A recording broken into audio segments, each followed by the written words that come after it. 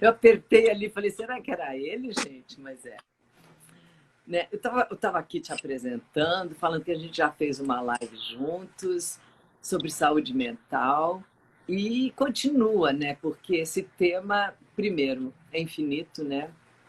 Ele perdura em todos os dias da vida das pessoas. E você está aí, Rodrigo? Você está conectado? Acho que dá uma frisadinha. Mas eu tô aqui, vou continuar. Você está voltando. Oi, oi. Acho que eu tô conectado. Você tá me Voltou. ouvindo? Está conectado, perfeito. E, mas tá, tô te perdendo aqui, não tô te vendo, tô vendo você frisadíssimo. Bom, já a gente, já você volta. Enquanto isso, eu estava falando que existe ansiedade Pronto. boa, existe. Opa, agora sim. Tudo certo, Rodrigo, querido? Tudo bom? Tá bom, Bruna? Prazer estar aqui. Muito bom. Essa, na verdade, quase a nossa terceira live, né, Rô? Exatamente. Exatamente. É que esses temas são tão relevantes, eles são tão fundamentais para a vida da gente, que a gente precisa, e para a vida das pessoas, né? Eu estava dizendo que eu estou recebendo um monte de gente, comentários e mensagens de pessoas falando que estão cada vez mais ansiosas. Eu estava exatamente falando sobre saber, o primeiro passo é conseguir detectar que está nesse processo de uma ansiedade que está crescendo dentro de você. Porque existe uma ansiedade boa, vamos dizer assim, Sim. aquela ansiedade que é simplesmente o teu estar no mundo, com certo um frisson de estar aqui, das coisas que podem acontecer. Você está à véspera de uma prova, você está nervoso, ou você vai encontrar alguém, ou você conseguiu um lance, alguma coisa que está mexendo com o teu metabolismo, com o teu sistema, com a tua energia. A ansiedade desse tipo de expectativa, ela pode ser gostosa, ela não precisa ser destrutiva, né? Perfeito. Mas É, existe o passo daquele pequeno momento em que ela se torna outra coisa. Vamos falar um pouco então, sobre isso. é perfeito isso que você está falando, né? Quando a gente fala de ansiedade, a gente está falando de um fenômeno que todos nós temos em todo momento, né? A gente entra no nível de estresse de acordo com um estímulo que nos desafia. Eu Claro. preciso fazer alguma coisa, eu preciso entrar na live, eu preciso fazer uma prova e tal. E essa reação que a gente tem, que o corpo tem, que o cérebro tem, a uma novidade e a um desafio, ela é saudável. Se Uhum. você vai entrar numa prova relaxado, não estou nem aí, a sua performance é muito pior do que um nível de ansiedade. Então Claro. você tem um nível de ansiedade que a gente chama de bom, ótimo, aí você fica com esse nível de ansiedade, se aumenta, aumenta, aumenta, cai a sua performance. Então, eu acho que esse ponto de queda de performance que é o problema. Essa ansiedade inicial, ela pode gerar mais ou menos sofrimento, né? Então, alguém Uhum. pode ter mais ou menos sofrimento antes de entrar no palco. Você que é Claro. atriz sabe disso, né? Você tem atores que sofrem horrores e É tal, verdade. chegam lá e soltam. E outras pessoas que ficam assim meio quietas e tal e conseguem Uhum. performar numa boa. Os dois estão ansiosos. Tanto aquele que está sofrendo ou aquele outro que está meio quieto, mas tem formas de experienciar a ansiedade diferente. Isso Uhum. significa também que o sofrimento é diferente. Mas a ansiedade, que é muito bem-vinda, ela pode crescer muito em situações em onde a gente não consegue se adaptar. Você deve estar, eu tenho ouvido muita história aí durante a pandemia, Bruna.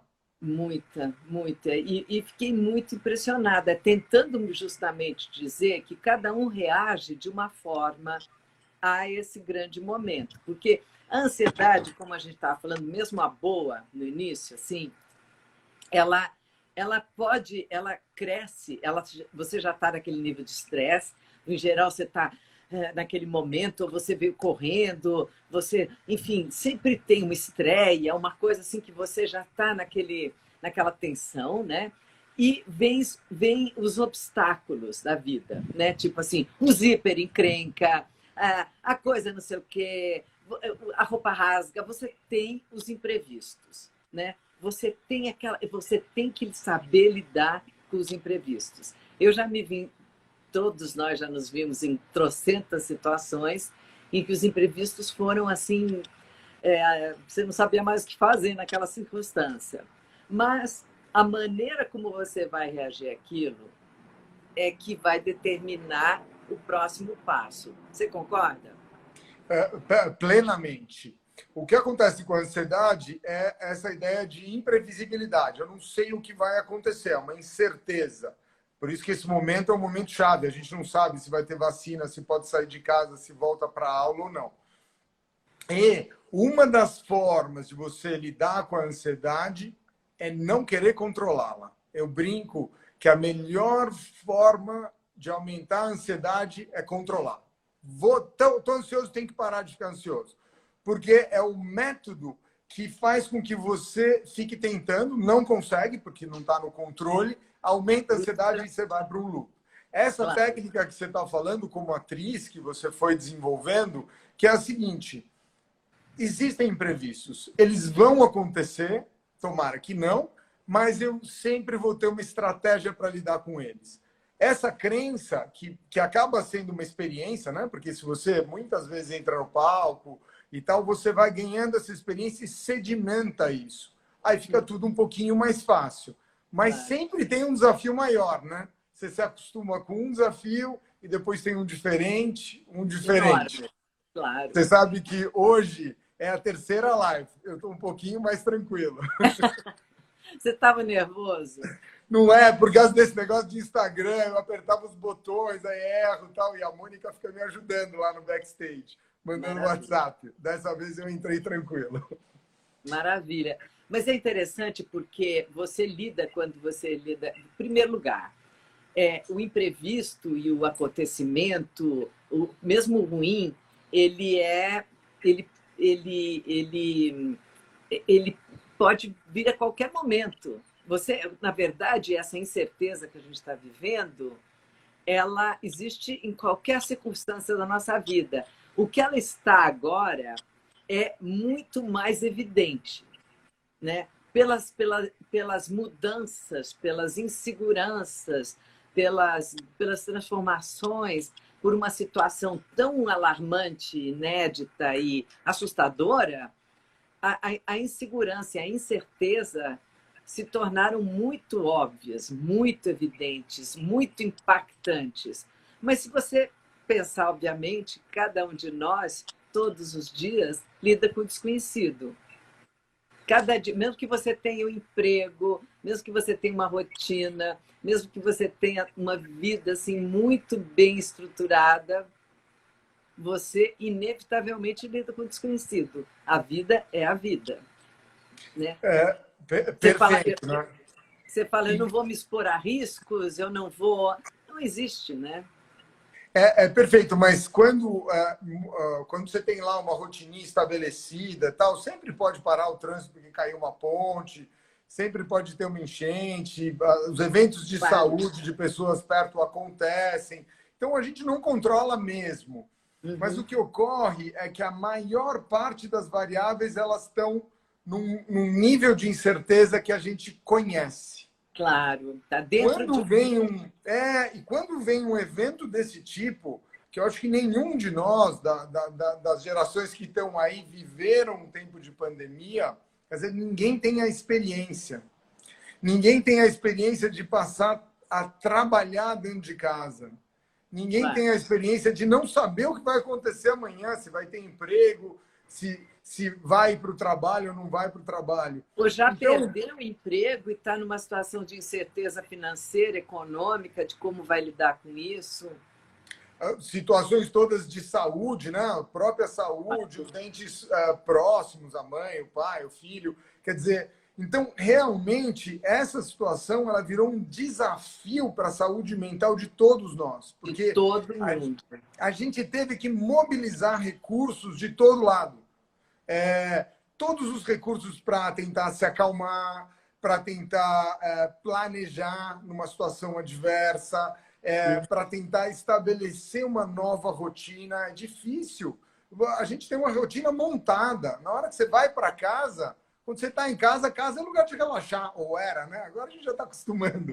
Então, todo mundo teve uma atitude, mas tá, tô em casa, então vou tomar uma cervejinha todo dia, pode beber. Por quê? Porque casa é igual a final de semana. Então a gente tinha muito essa atitude de, calma aí que daqui a pouco esse negócio vai passar.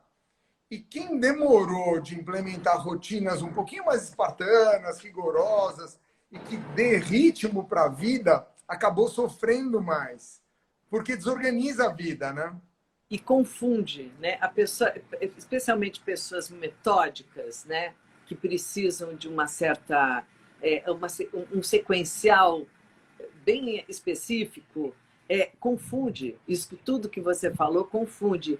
E a confusão também gera muita incerteza e, obviamente, a confusão ajuda a ter uma confusão mental, né? Exatamente. Tanto o mundo externo organiza o interno, como o interno tem que organizar o externo, né? É uma alça de feedback, né? Quer dizer, uma coisa ajuda a outra, que é ajudada. E, do mesmo jeito, se você está desorganizado, desorganiza o externo, e uma casa desarrumada, uma pia cheia de louça para lavar, também desorganiza o interno. Então... E desorganiza o interno também, porque tem essa relação, né? Que você Exato. se reflete no teu redor. Aquilo vem Exatamente. também a minar a teu sistema, né? Exatamente. É por isso que a gente falava, tem que escovar os dentes, fazer a barba, cortar o cabelo durante a pandemia, né? Porque pôr perfume, porque isso gera uma forma de funcionar que você se sente bem. Mesmo que vamos dizer, o meio externo não exija a mesma coisa, né? Se você faz reuniões de pijama o dia inteiro, você fica na cama ainda, né? Se você consegue sair da cama é importante. E a gente tem alguns sinais, né? Uns ícones de vida, de símbolos que ajudam você a se posicionar no dia a dia, né? Se você, quando você tira o pijama, já aquilo já significa alguma coisa. A menos que você diga assim, eu vou viver essa experiência de pijama, vamos ver o que rola. Também você tem esse direito. Você vai saber se organizar dentro dessa sua premissa, dentro dessa sua proposta, né? Mas, assim, lidar com... Porque a gente sofre muitas agressões no meio ambiente todos os minutos, né? Todo dia, toda hora. E uma delas é esse enxame, essa enxurrada de notícia ruim. Que, obviamente, a gente presta muita atenção pelo nosso instinto de sobrevivência, é justo e é natural que a gente queira ficar atento a isso, é necessário, né? Mas a gente tem uma overdose disso. Você acha que essa overdose, essa OD disso, ela é prejudicial, tão prejudicial quanto outras overdoses? Eu acho que ela pode ser realmente muito prejudicial. O que acontece que a gente tende a não perceber é que quando a gente está mais alegre, naturalmente você busca as notícias alegres, divertidas, a descoberta do câncer ou sei lá o quê. Quando a gente está mais triste, sem querer, você vira o jornal e você acaba lendo situações mais que estão dando errada, que o governo não sei o quê, e que teu time perdeu, e você naturalmente tem esse viés. Como todo mundo está mais ansioso, todo mundo tende a buscar as coisas mais alarmantes. Então, claro, pequenas notícias que já nem são tão sensacionalistas pegam as pessoas. O que acontece com o jornalismo? O jornalismo tem que né, enganchar no leitor. Então, ele tem que falar com o estado de humor do leitor. Então, é muito frequente que, para conversar, os títulos, as propostas de matéria busquem essa pessoa que está preocupada. E, às vezes, se você lê a matéria inteira, ela está muito bem escrita, ela é ponderada, mas quando você está ansioso, você lê o título e a chamada e E acabou. não é aquela coisa bombástica que se apresenta, né? O mundo vai acabar agora, né? E como você está ansioso, você nem consegue nem ler a matéria direito. E Claro. quando lê, seleciona as coisas que são mais assustadoras. Então, além de uma overdose, a gente tem que ter em mente que se você está num estado assim, é melhor ler pouco. É melhor buscar coisas confiáveis. É legal, é melhor ver coisas mais ponderadas. Em vez de ficar lendo as mensagens daquele teu amigo sensacionalista que manda um monte de coisa no WhatsApp. É melhor não conversar com esse cara nesse momento, porque ele vai gerando um estado que não ajuda. Isso que você estava falando, Bruna, é fundamental, né? O que a gente chama de self-awareness, é uma autopercepção do seu estado mental que passa por um monitoramento, te torna, te possibilita ser responsável para tentar diminuir. Então, se eu estou muito ansioso, eu começo a desenvolver estratégias para não ficar mais. Então, é melhor eu não fazer isso. Ou, por exemplo, se eu estou muito ansioso, eu não vou beber cafeína, que é muito estimulante. E já Tá certo? é lógico. Então, essa responsabilização, essa percepção do teu estado emocional é chave para que você use estratégias nesse sentido. Isso vale, claro, para a questão da overdose de notícias que a gente tem. E a outra estratégia importante é que amigos ou que pessoas da sua família, do seu entorno, você vai conversar. Porque você sabe que se você conversar com aquele amigo, ele vai te trazer coisas horrorosas, assustadoras, claro. Você não sabe, o coronavírus, isso e aquilo e tal. E outras pessoas vão ser mais ponderadas, tranquilas, calma, tem um jeito, se a vacina não sair em dezembro, vai sair não sei quando, quer dizer. Então, essa busca, ela pode ser inteligente, mesmo num estado emocionalmente alterado, né? É uma seleção, né? Na verdade, você precisa selecionar aquilo que é tóxico para você e aquilo que, pelo contrário, vai te alimentar de alguma maneira, é nutritivo, né?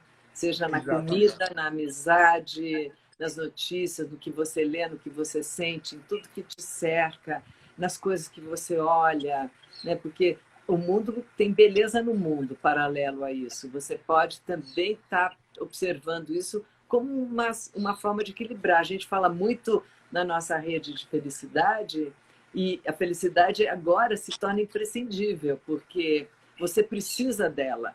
Num momento tão duro, tão embrutecedor, tão complexo, tão complicado, se você não busca esse equilíbrio, se você não tem uma dose dessa outra qualidade, você vai ser sugado por esse bueiro, né? Onde muitas coisas boas também estão saindo para fora, mesmo sendo ruins.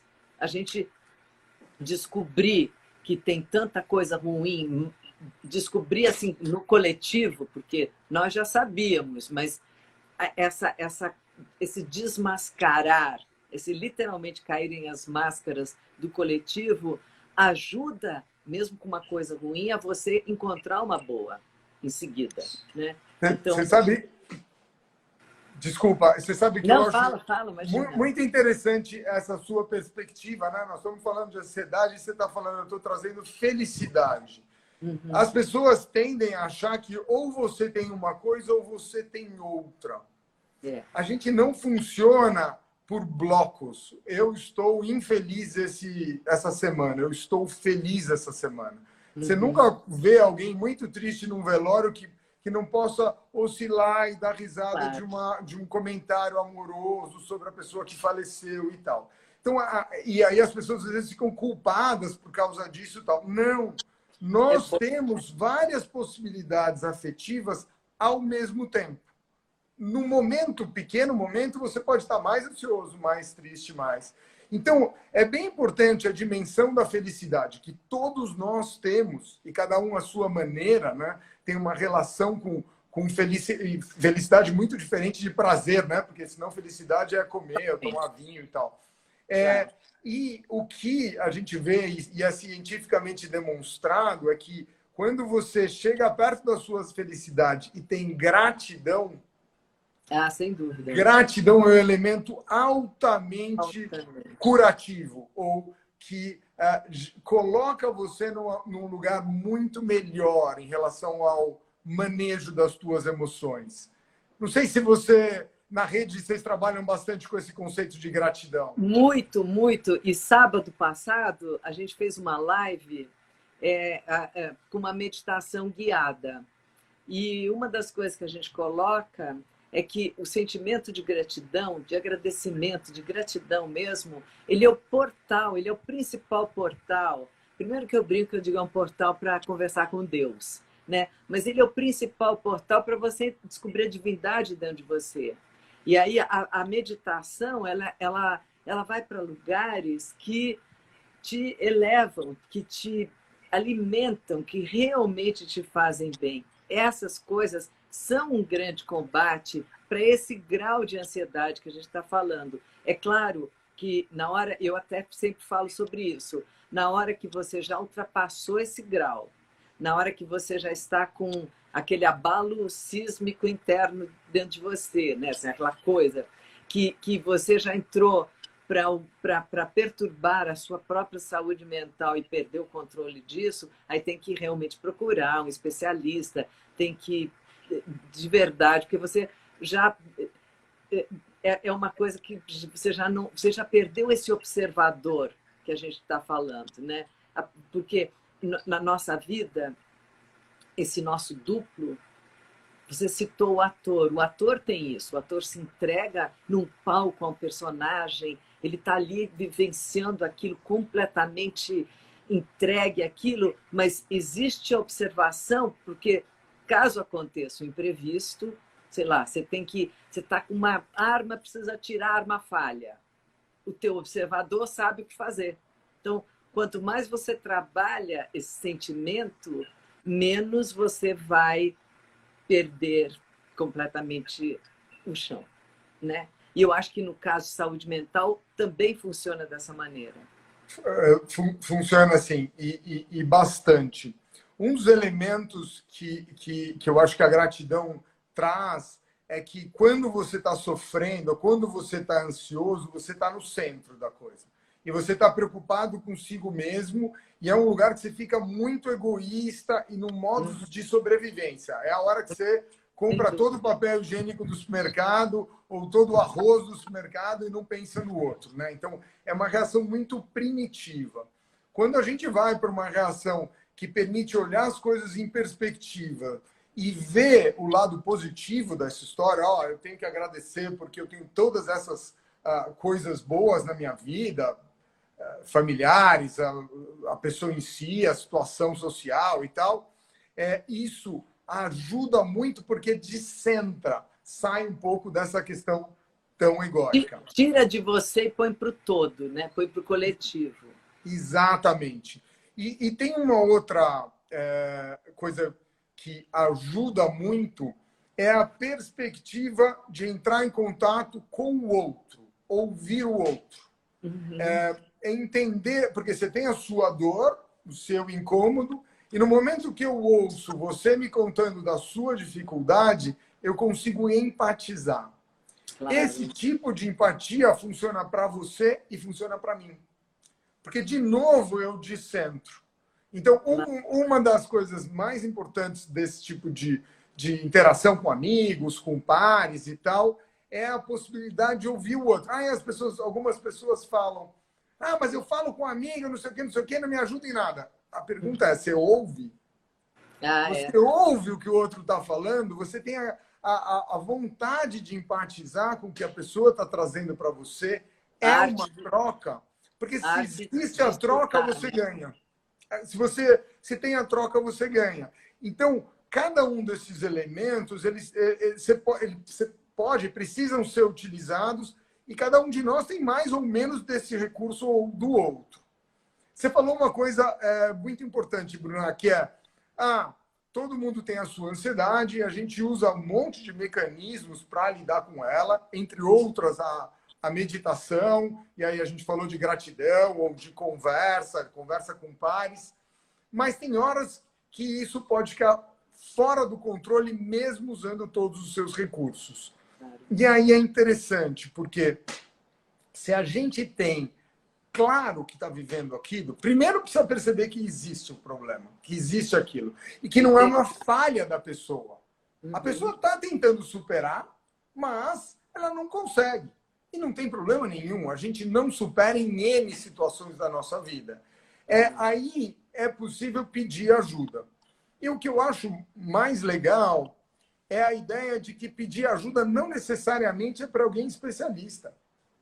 Se a gente desenvolve mecanismos para lidar com a ansiedade, é, na verdade, para não precisar de especialista, não precisar de terapeuta, não precisar... chegar... Entendi, lógico. Não chegar, mas às vezes a pessoa já ultrapassou esse momento e aí vai necessitar mesmo, né? Exatamente. Então, na medida em que você... Não é que necessariamente você tem que dar o pulo, você tem que usar outras coisas, mas quando passou desse momento, aí o que não pode é atrasar de buscar ajuda.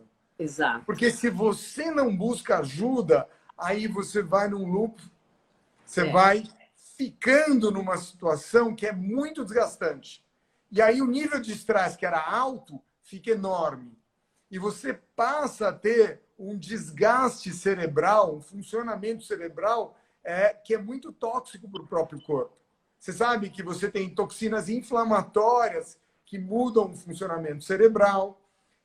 E se você tem uma coisa que os psiquiatras chamam de um transtorno mental, transtorno é uma palavra que todo mundo morre de medo e tal, mas é uma doença psiquiátrica. É ótimo, tá? É claro. Ou depressão, ou ansiedade generalizada, quer dizer, você fica no nível de ansiedade, de sobressalto o tempo inteiro.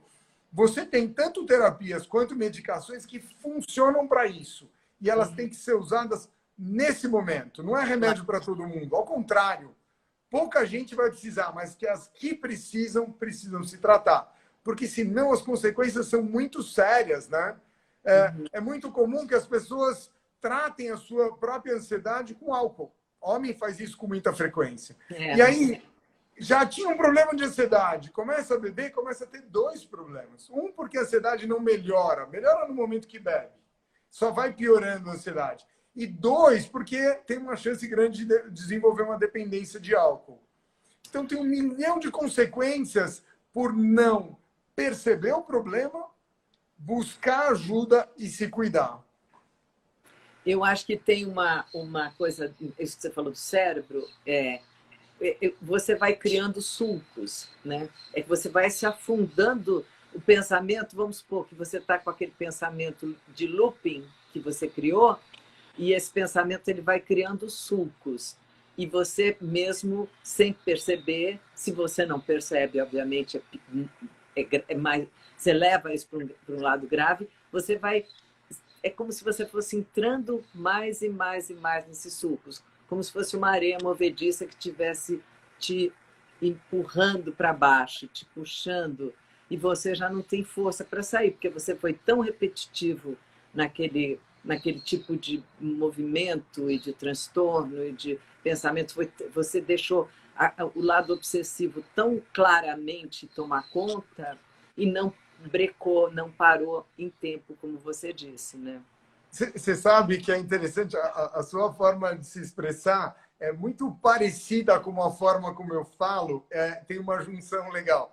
Basicamente, o que acontece com o cérebro, quando você descreve em neurofisiologia, é que o cérebro é uma máquina altamente potente, que é uma máquina de aprender e automatizar. Porque tudo que tem que ficar na consciência custa muito caro para o cérebro. Então, se eu tiver que, para escrever, ficar tentando juntar consoante com vogal, dá um trabalho louco. Então, eu automatizo, eu faço um monte de coisa. E o que acontece para a gente aprender? A gente repete. Como é que você aprende uma música? Você canta. Aí você canta uma vez, 2 vezes, 3 vezes, o refrão da música já sai. Se você cantar 10, 20, você começa a cantar a música. Se você cantar 100, 1000 vezes, a música toca sozinha no seu cérebro. E o que acontece com as situações de ansiedade?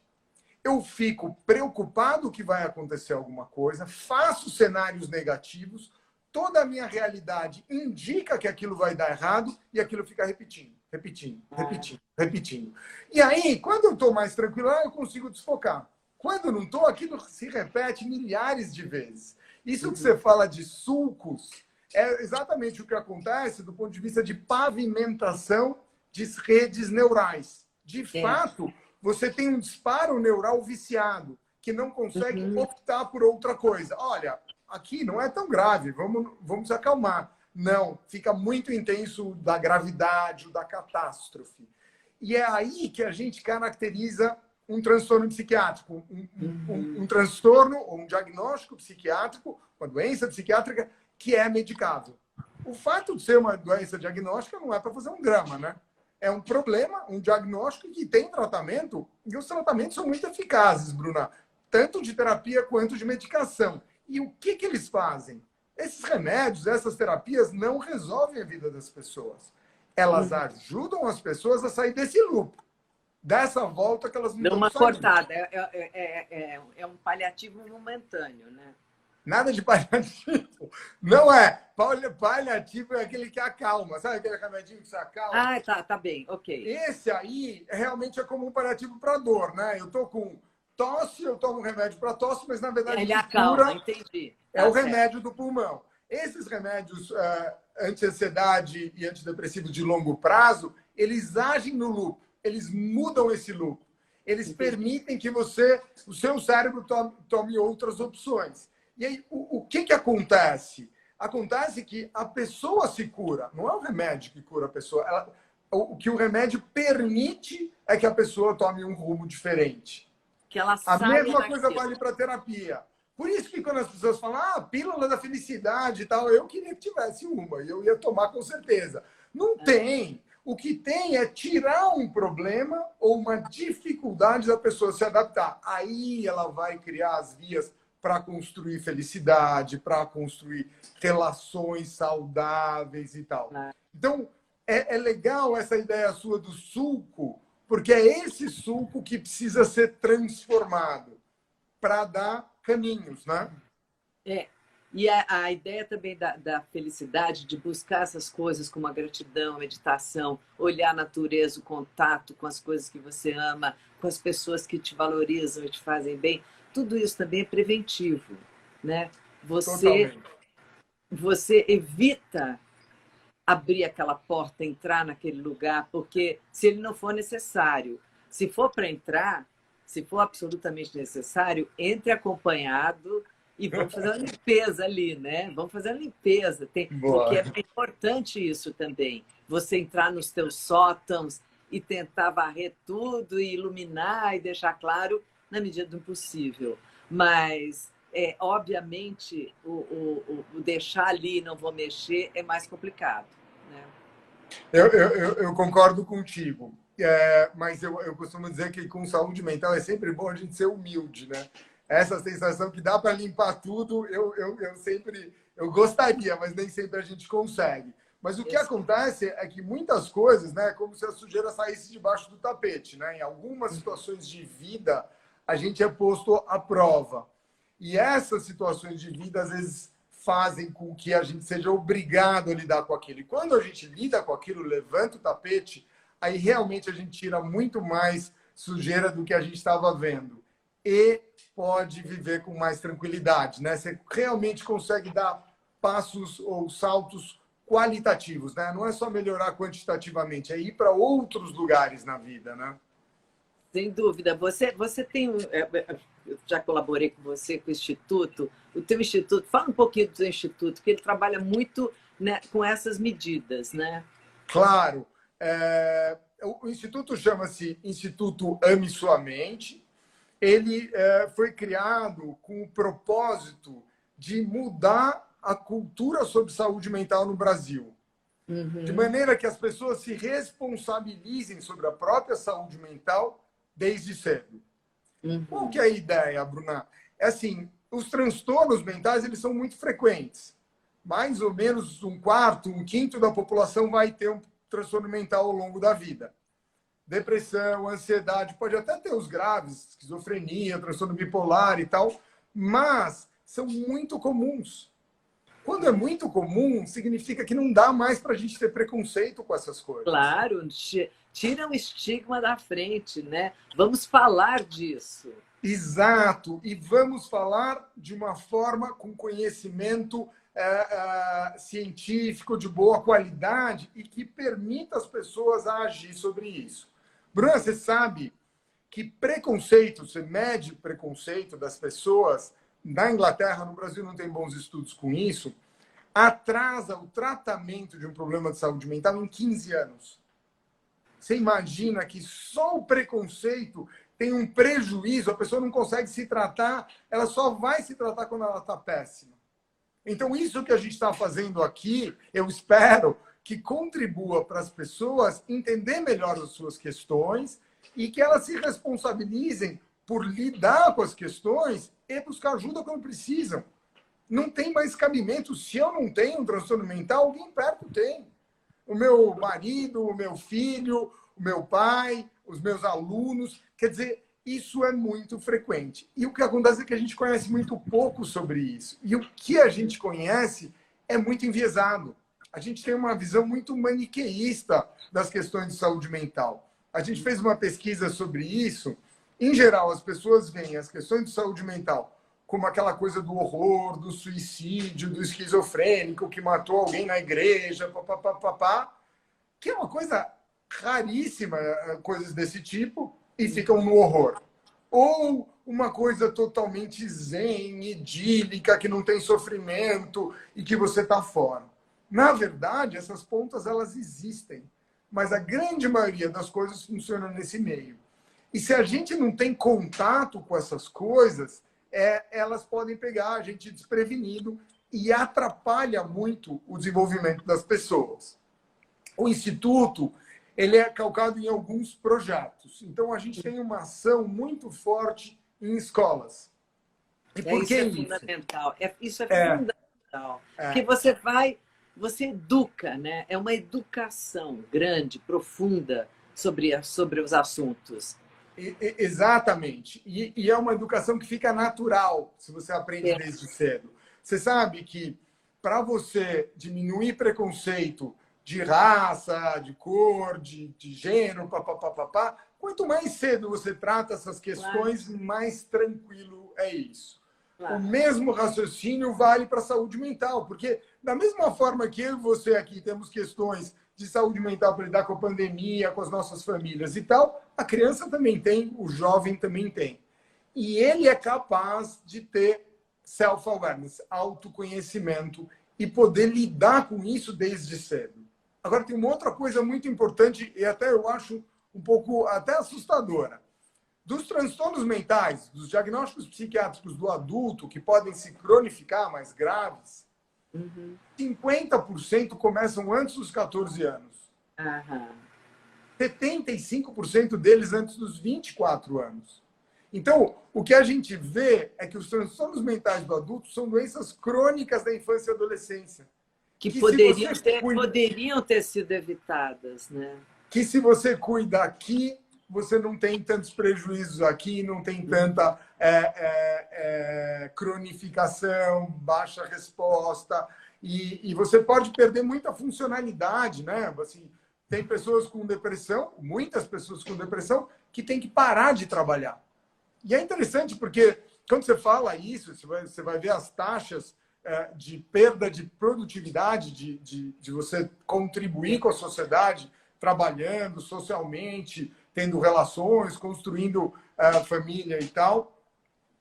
A depressão é uma das principais causas de produtividade no mundo. Isso não é só para país desenvolvido, né? A gente sempre acha a depressão é um problema lá na Suécia, nos Estados Unidos e tal. Não é verdade. Ela não é um luxo, né? Ela não era considerada um luxo, não é mais, né? A depressão pega todas as camadas sociais, mesmo as mais vulneráveis, né? Tanto que o índice de suicídio, nós estamos no mês de prevenção ao suicídio. O índice de suicídio entre os povos indígenas, que é um dos fatores mais tristes, que mais me machuca pensar nisso, é enorme, alarmante, né? Eu fiquei assim, são dados que você diz assim, a gente precisa trabalhar. Você falou uma coisa, você sabe, os números são alarmantes, né? Eu assim, tenho que bater em madeira, graças a Deus, nunca tive, e nenhuma pessoa perto de mim, amigos ou família, ninguém teve. Mas eu fiz questão, e foi assim que eu te conheci, né? de escrever sobre isso num dos meus personagens e criei para mim uma personagem que é uma terapeuta na série da HBO, A Vida Secreta dos Casais. A minha personagem chama Sofia e ela é uma terapeuta que sofre de esquizofrenia. Ela tem esse transtorno e aí vem um conflito grande porque ela não quer que ninguém saiba, porque se souberem, provavelmente ela perde o direito de exercer a profissão, o preconceito vai ser gigante, e ela vive esse imenso conflito, além de uma grande investigação, aí vem toda a trama da história. Mas eu quis muito falar sobre isso, e eu me interesso muito por esses temas, porque me impressionam os números. Me impressiona saber que o Brasil é um dos países de maior número de ansiedade do mundo.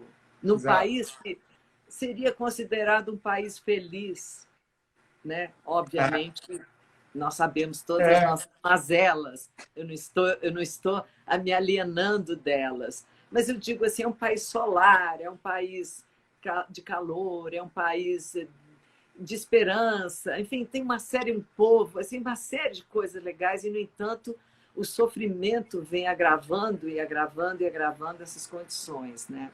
E aí você pensa que a gente consegue instituir nas escolas esse tipo de conscientização?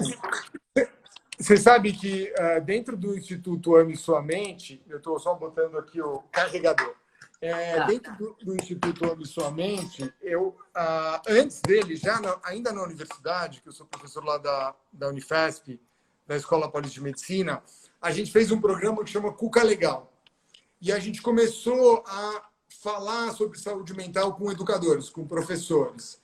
E a experiência foi absolutamente incrível. Assim, eu trouxe, baseado num programa lá do Canadá, o Canadá é lindo como modelo, né? Porque eles têm saúde pública e educação pública, igual no Brasil.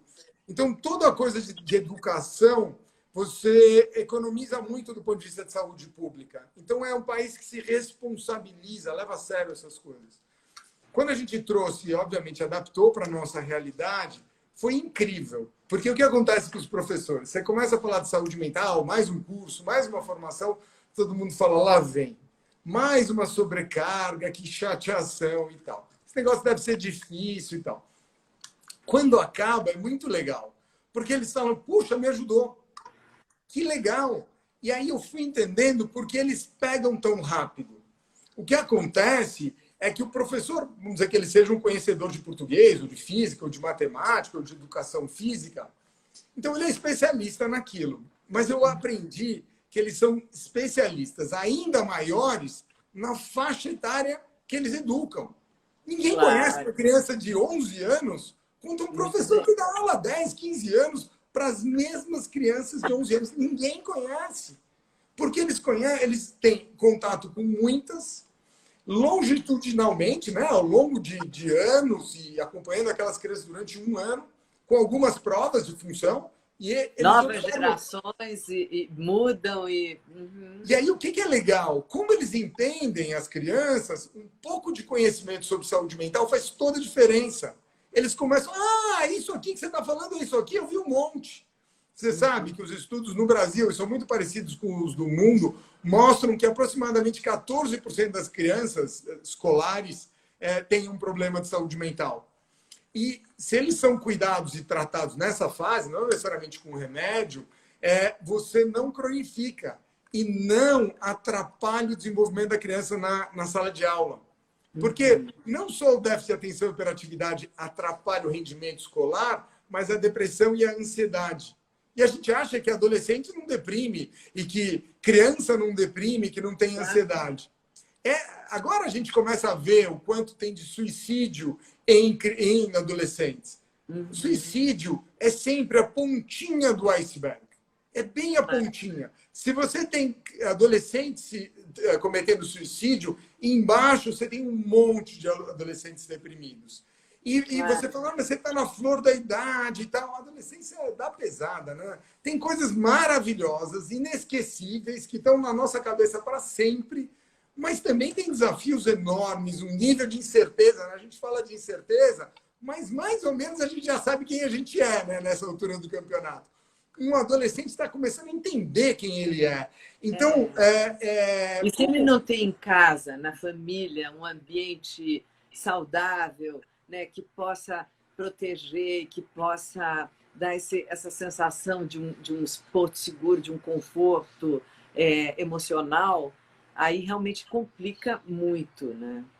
complica, exatamente. Eles, na adolescência, você, como são muitos estímulos e tal, você precisa de boundaries, né, de limites. E isso não precisa ser dado necessariamente pelos pais, mas os pais têm esse dever. A escola faz muito isso. Sabe que é interessante, né? Nessa pandemia que os pais estão convivendo com os filhos, eles estão percebendo o quão é importante a escola e quão importante é o papel dos professores. Exatamente. Não é para ensinar matemática, é para cuidar dos filhos deles. Estão dos meus muito... filhos também.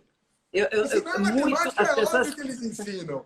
Mas, as assim, pessoas estão dando um valor incrível aos professores. Eu sempre dei, graças a Deus, mas assim, é um momento de compreender o que é uma formação, porque a gente acredita que a informação pode substituir a formação, mas de jeito nenhum, né? Um monte de informação só é um labirinto de coisas que você não sabe para o que fazer com aquilo tudo. Se você não tem uma formação, se você não tem uma escala de valores, se você não compreende a diferença entre o mal e o bem, se você não vai para algum lugar que aquilo te traduz, se você não se descobre e não busca... É exatamente isso. Esse momento da vida é de um nível de desafio e você usa os professores como parâmetro. As pessoas, até eu vi algumas discussões entre educadores, que não vai dar para ensinar educação socioemocional. Quer que o indivíduo aprenda quem ele é, essas coisas que a gente está, várias das coisas que a gente está conversando aqui. Mas você sabe que eu acho o contrário, porque é esse o momento em que o professor é desafiado a mobilizar as questões socioemocionais dele. E aluno, como filho, aprende muito mais, por exemplo. Então, a educação na escola é para ensinar matemática, não tem a menor dúvida.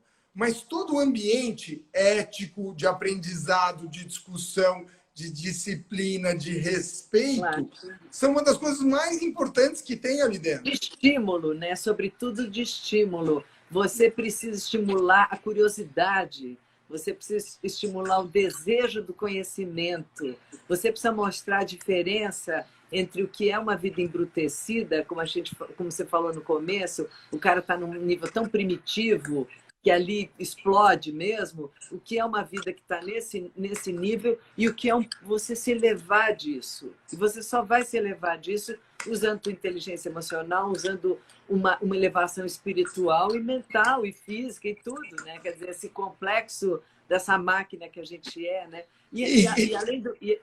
E a boa notícia é que tem uma neuroplasticidade que a gente consegue, inclusive, reverter situações, né? Exato. Cerebrais. E você sabe que é interessante? A gente tem duas verbas importantes da Associação Samaritano e da Fundação ABCD para fazer uma intervenção em saúde mental aqui na região centro-sul de São Paulo, que é perto aqui da Escola Paulista de Medicina, da Unifesp. E a gente ia fazer essa intervenção e veio o Covid. E aí os professores estavam nesse caos, nesse desafio de saúde mental que todos nós estamos, mas para os professores é ainda mais pesado, né? E aí a gente começou a fazer uma intervenção para os professores para lidar com essa situação. Então nós estamos num momento riquíssimo de apoio e discussão e rodas de conversas com professores, diretores e coordenadores. Nós fizemos, o grupo do Instituto Ame Sua Mente, nós fizemos duas cartilhas ou guias práticos sobre saúde mental na pandemia. É super legal. Será que dá para eu te mandar e você disponibilizar? Porque está aberto para as pessoas. Lógico. Vamos fazer sim, lógico. São dois guias práticos. Desculpa. Não, continua. São dois guias práticos que viralizaram para educadores no Brasil, mas funcionam para os pais também. Eles são super legais, assim. E contam com a ilustração do André Gola. O André Gola tem um personagem que eu te mostrei. Eu vi, achei ótimo. É Gostei demais, muito. não é? É muito legal. O personagem chama-se Suadinho. E é um personagem que está suadinho porque ele está sempre lidando com questões emocionais, assim, né? Meio É. sofrendo, assim. Mas você falou uma É lindo. coisa, você falou um negócio tão importante que é o suporte aos professores, né? Porque assim, a gente, tudo isso que a gente falou, e agora especialmente essa última parte relacionada a essa formação, né, para a compreensão desse instante da saúde mental, de como posicionar isso, de como estimular um rumo diferente para melhorar esses trâmites e tudo. O professor, essa figura bárbara, né? Ele em si, ele está muito estressado, ele já está muito cansado. Eu me lembro de ter uma aula com uma professora que eu admirava muito, eu gostava muito dela. Ela dava aula de português, dava aula assim de literatura e tudo, mas eu menina, eu conseguia enxergar que ela estava exausta, que ela estava fazendo 2 turnos, assim, que ela estava muito cansada, que ela tinha trabalho em casa, filho pequeno. Eu conseguia enxergar isso nela, mesmo sendo uma criança. Então, eu acho que a gente precisa, porque a gente sempre imagina o professor uma coisa ali pronta, né? De bom humor, tranquila, sabedoria, bem preparada, estruturada para passar o conhecimento. Mas a gente tem que, primeiro, o primeiro conhecimento, além desse estímulo que a gente falou de curiosidade, tem que ser ensinar o indivíduo a pensar. Né? Mais do que decorar um monte de coisa. Depois você decora, hoje tem Google, você não precisa nem decorar mais nada, mas o que você precisa é aprender a pensar. A pensar. Então, você fazer a formação de indivíduos que pensem já é uma maravilha. Mas para isso você precisa ter professores bem pagos, descansados, que possam passar. Eu acho que se alguma coisa muito útil, várias coisas muito úteis vão sair dessa pandemia, né? Acredito nisso. Porque não há mal que não traga um grande bem e vice-versa. A lei dos opostos do universo funciona. Mas é esse valor, essa valorização do professor. Os professores precisam ser valorizados, eles precisam. A gente não tem saída. Ou o mundo vai embrutecer de uma forma que a gente vai voltar à idade das trevas em vez de caminhar para o iluminismo. Você sabe que a gente tem conversado, né, toda a equipe do Instituto Ame Sua Mente, agora principalmente com os dirigentes, e vamos diretores, e agora começamos com os professores. O desafio é enorme, né? Porque eles têm que lidar com a deles e com uma situação de incerteza na escola. A gente trabalha com escola pública, redução de salário. Redução de salário para as particulares. Na escola pública, a falta de condições. Nossa, você viu que total. mais de 40% dos alunos não têm acesso à internet. Então, você fica mais angustiado que você não consegue educar. Então, o professor ele tem que manejar uma série de coisas na cabeça dele para lidar com essa situação. E um dos desafios é o desafio da tecnologia, né? Eu trabalhei, a gente fez um livro com o Lino de Macedo sobre neurociência e educação, e o Lino usou um termo que eu gosto muito. Você vai ensinar computação para um jovem, é como se você estivesse ensinando inglês para alguém que a língua nativa é inglês, né? Para um americano, por exemplo. Claro. Então, uma das ansiedades dos professores, e é natural, eu também tenho isso, é que você se atrapalha com a tecnologia. Sou eu aqui no Instagram, no live e tal, que eu entro, e isso dificulta, porque o aluno parece que sabe mais do que você. E a verdade é, a maior parte das vezes ele sabe mesmo, né? Então, você conseguir lidar com isso é chave, né? Diga. A gente só tem 5 minutinhos, mas é por isso que essa ideia de ensinar a pensar é muito importante. Eu acho que o Brasil tem que repensar a verba de educação, repensar a verba de ciência, repensar a verba de pesquisa. Essas coisas todas, elas são essenciais agora, elas mostram o quanto elas são importantes nessa pandemia e o quanto elas estavam descuidadas. Sim, sim. E a gente... Outro dia eu estava num lugar e um cara, um economista, falou assim, não, o governo está dando verba suficiente para a educação. eu comecei a discutir com ele, mas, por sorte, tinha uma professora de escola pública na mesa. E ela disse assim, eu compro o giz da sala de aula com o meu dinheiro. Olha. Eu falei assim, que tal? Se você está dando verba suficiente, ela não está chegando. Alguma coisa está errada no caminho. Então, assim, você imaginar que o professor está comprando giz na sala de aula com o dinheiro dele, esse país está muito errado, concorda? Tá. Nós precisamos sair com uma nova experiência, com um novo futuro. A gente precisa se reinventar. Não é só o transtorno mental, é todo um grande transtorno social que precisa... Eu acho que nós vamos diminuir imensamente os transtornos mentais se a gente conseguir equilibrar e buscar saúde na nossa sociedade. E eu tendo a dizer, eu concordo com você, e eu tendo a dizer que a estratégia que você costuma advocar e falar de você também centrar na positividade das coisas, né? O quanto valor tem nas pessoas. Você vê uma professora que vai comprar o giz, e você sabe qual é o salário dela e ela assim, mesmo assim compra o giz. Quer dizer, é um nível de vocação, de desprendimento enorme, né? E isso é passado. Muito bem, né? E isso é passado para as crianças. Quer dizer, tem um monte de coisa boa acontecendo que, se a gente consegue canalizar e trazer os valores mais importantes para a cena, ajuda muito. A gente vai conseguir. Eu sou uma pessoa cheia de fé. Eu também. Rodrigo, passou tão rápido, né? Super. Esse assunto é muito estimulante. Mas muito obrigada pela tua aula, pela tua paciência, por tudo que você sabe e diz. E, gente, muito obrigada para vocês, pelos comentários, pelos corações, por vocês estarem tão presentes, tão ativos, que tudo isso que a gente faz se resume numa palavra, uma boa energia. Então, vamos continuar o dia com uma ótima energia. Esse fim de semana está aí, então... Até a semana que vem. Rodrigo, super obrigada, viu? Obrigado a você, Bruna. Já a gente conversa mais. É sempre super legal. Valeu.